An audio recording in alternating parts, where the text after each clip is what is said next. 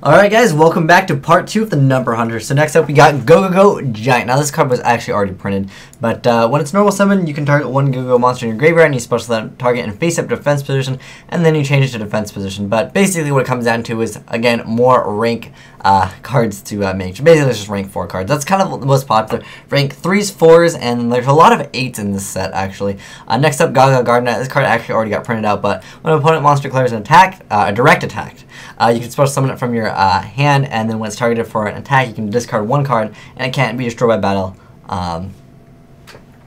But I don't really think it's that great. I mean, you have to go really minus, but I mean, it definitely has 2,000 defense, but there are very, very easy ways to just make a rank 4 XYZs anyways. You don't really need to, like, Battle Fader in them. That's technically what this card can do, but I don't think it's that viable. Next up, Photon Cerberus. This card, during the turn this card was normal summon, neither player can activate trap cards while this card is face up on the field. Okay card, I'm not sure if it's that relevant. I know that there's Photon Galaxy Ice, which you can special summon by banishing like 2 light monsters, I think with like a certain amount of attack. Yeah, it's a 2,000 attack for Galaxy Eyes Photon Dragon. Just had to look that up to verify. But yeah, so I don't really know how viable this card will be in combination with it, but who knows, maybe someone will figure out how to make a better use of Photons with that card. Photon Lizard. Now this card was actually from Order of Chaos. You contribute this card to add one level 4 or lower Photon monster from your deck to your hand. The effect of Photon Lizard can only be used once per turn.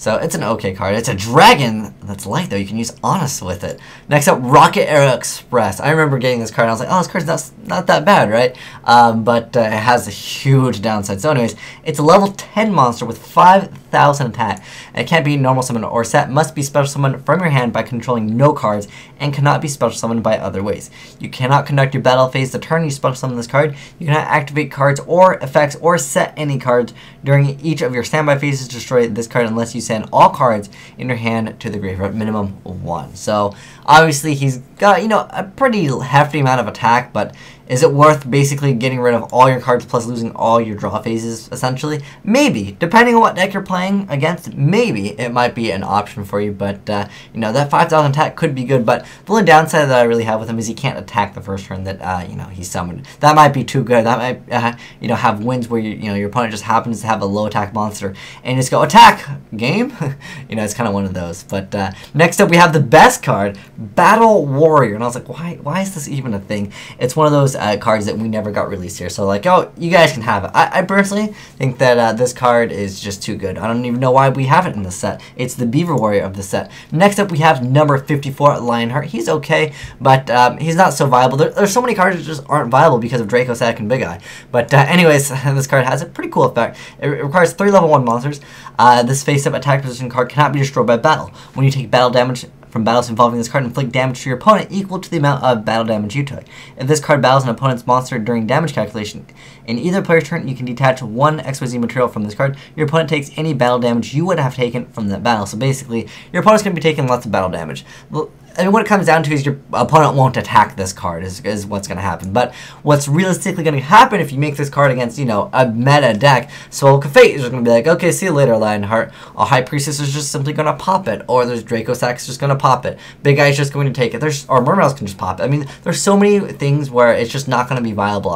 Abyss Gaios can just negate everything. So I really don't think this card is that viable in the game. But, you know, it is kind of just cool just to see, you know, more XYZs that, you know, we don't have already.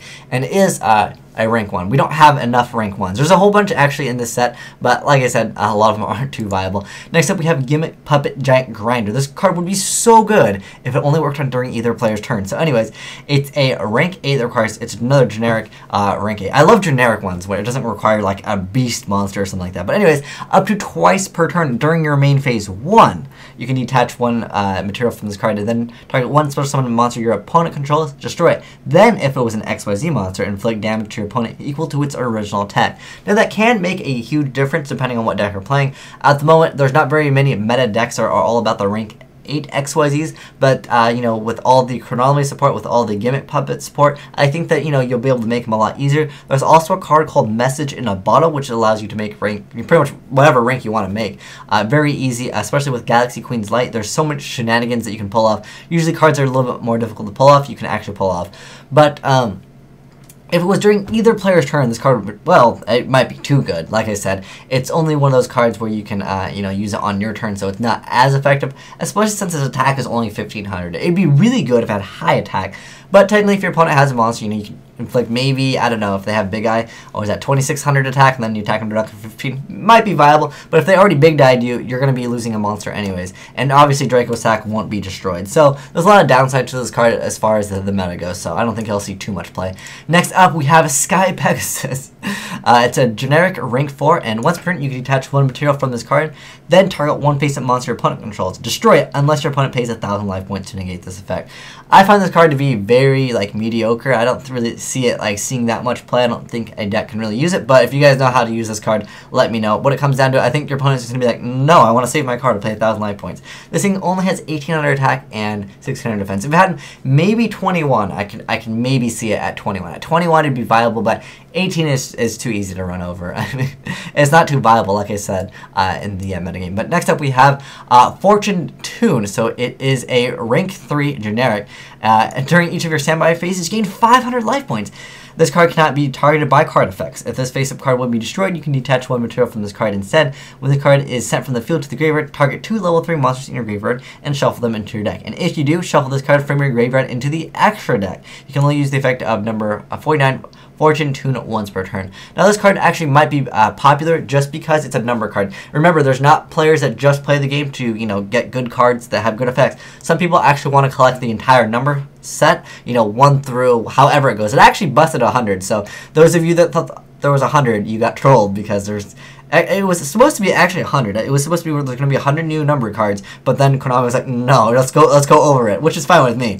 But if you want to collect the entire set, you know, this is just another number card, so it might be a little bit popular for some people to get. But when it comes down to it, I mean, technically against E-Dragons, since they can't target it, it's a much better defensive move than making Zen mains. I've seen players make Zen mains against Elemental Dragons, and it's not the best idea because Big Eye is just going to be like, oh, cool, free Zen mains. And this card obviously can't be targeted. But you get that extra 500 boost, which is not too bad. It's like a gotcha for level 3s, I guess, if you want to look at it in that aspect. But it doesn't, like, boost anything. So I don't think this card will see some play. But like I said, it's a number card. Next up, we have number 57, Tri-Head Dust Dragon. I thought this card looked pretty cool. I was like, oh, it's going to have a good effect, right?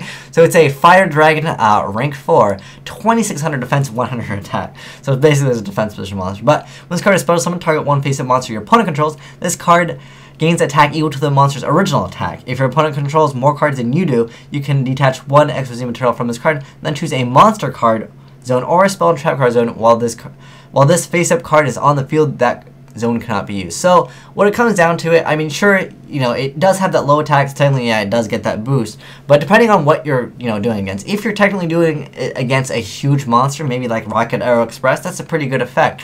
The effect of you can target one zone, it can't be used, that's very mediocre. It's not going to really, like, be that good. The way I look at it is the most dominant rank for XYZs that require 3 level 4 is Shockmaster. You go Shockmaster against spellbooks, you call spells. You go Shockmaster against Elemental Dragons, you call effects. You've essentially just beat, like, the top tier deck. So realistically, I don't think this card is going to be that great, but, you know, it is there as an option. If it was 2 level 4s, this card would be awesome. But yeah, I don't really think it's that great. As far as its effect. But it's cool. It's got cool artwork, like I said. Any of the number cards are pretty much good to pick up just because people do collect them. Next up, we have Shamoji Soldier, number 63. So it's another rank 1. It's got 2000 defense, 0 attack, 2 level 1 monsters. You can only use the effect of number 63 Shamoji Soldier once per turn. You can detach one material from this card and then activate one of these effects. At the start of your opponent's next standby phase, each player draws 1 card, or each player gains 1,000 life points. I'm not sure about you guys, but I don't like my opponent gaining anything. I just kind of want the effect. Maybe you guys can figure out if there's one of the cards where it's like it affects your opponent, you get the benefit of it too. I was thinking, what is it? Like there's a card called a Mystical Ref Panel, where it's a card where it only targets one player. This would target both, so it's not like something it would affect. But maybe you guys know some combo that, you know, you technically, you know, draw 2 cards, which would be pretty good. If you can somehow make it so, like, you also get your opponent's extra draw. What is the card? Appropriate? Yeah, that's the card, I think, that would work with this. But, you know, I just don't think this card will see any play. Next up, this card is actually the first good card of the set. Well, the first card that's actually meta. But anyways, number 74, Master of Blades. So it is a Psychic. Rank 7, 2700 attack XYZ monster. During either player's turn, when a card or effect is activated that targets this face-up card, you can detach one XYZ material from this card, negate the activation. If you do destroy that card, then you can destroy one card in the field. And that's very important, that it is an optional effect that you can destroy one card in the field. Otherwise, if this was the only card in the field, you would be forced to destroy him. So what this means is Elemental Dragons. What are you going to do against this card? You're probably not going to go for Big Eye, and you're probably not going to go for Draco Sack. What you're probably going to do is go Crimson Blade or attack over it. That's realistically what's going to happen. But, you know, it's still good. It's not a bad card if you have something that can protect. Maybe you've got a, you know, I don't know, a Breakthrough skill. Maybe you've got Effect Veiler. Maybe you've got something that can just stop Crimson Blade. A Bottomless Trap Hole. I don't know. You've got something to answer a Crimson Blader, because what's going to happen if you pull up this guy is you are going to get Crimson Blader simply because Crimson Blader has that hefty 2800 attack. But this card is definitely going to see some play in the extra deck, believe it or not. He's actually pretty good. The only downside, like I said, guys, is that Crimson Blader is still a card. Next up, number 85, Crazy Box. This should have been number 85, Sack as hard as possible, because what's going to happen is you can technically like lose by bringing this guy up. But anyways, he is a rank 4 that has 3000 attack, which is pretty good. 2 level 4 monsters, but this card cannot attack. That's the downside to it. But you know, it does have relatively low defense, so you can just like book a moon it. You can simply Djinn it, and then it's going to be very sad. Next, I mean, Beaver Warrior can attack over this card. But anyways, once per turn, you can detach one material from this card, roll a 6-sided die, then apply the result. Basically, 4 of the results are good, 2 of the results are bad. So let's go over those. So if you roll a 1, you half your life points, so that's pretty bad. 2, draw 1 card, so that's a good one. 3, your opponent discards 1 card, so that could be kind of argued both ways if you're playing against a Dark World. Next up, 4, negate the effects of one face-up card on the field until the end of this turn. So that can kind of be good because you can negate the effects of him, so maybe you can attack, but I'm not sure if that was one of those conditions where it just applies. Next up, 5, destroy 1 card on the field, and 6, destroy this card. So I'm pretty sure if you happen to target itself, it can attack. It's just those cards, for example, like Chaos Sorcerer or BLS, where let's say, for example, you activate the effect. If they effect Veiler, you still cannot attack because you've activated the effect that involves, I don't know the exact wording off the top of my head, but I know with BLS, if you activate the effect and the effect Veiler, you cannot declare an attack because you activated that effect. But this card might be one of those cards where you can do it. Next up, number 87, Queen of the Night. It looks like a plant card. It looks so cool, right? I was so stoked when I saw it. And then I was, okay, it requires 3 little 8s. I'm like, oh no. But anyways, once per turn, during either player's turn, you can detach 1 material from this card, then activate 1 of these effects. Target 1 set spell/trap card your opponent controls while this card is face up on the field. That set card cannot be activated. The next effect is target 1 plant type monster on the field. Change that target to face down defense position. Next up, the other effect is target 1 face up monster on the field. That target gains 300 attack. And that's a permanent boost, which is kind of nice, but realistically, I mean, 3500 attack is pretty nice. I mean, technically, you could look at it at 3800 attack, because technically you can do it once on your turn, once on your opponent's turn. So that's a hefty amount of attack, but is this card viable? If it was target 1 monster on the field and change that target to face down defense position, it would be awesome. It does still require 3 level 8s, which is pretty hefty, and at the moment there is not very many decks that can just pop out, you know, that many monsters.